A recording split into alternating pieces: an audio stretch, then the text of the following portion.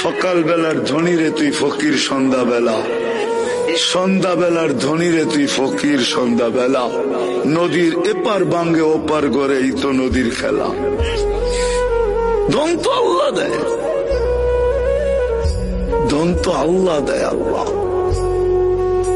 যাক, যেটা বুঝাইতেছিলাম, যেটা বুঝাইতেছিলাম, চোখের পানি 24 ঘন্টায় থামে নাই যতদিন জীবিত ছিল আমাদের জন্য।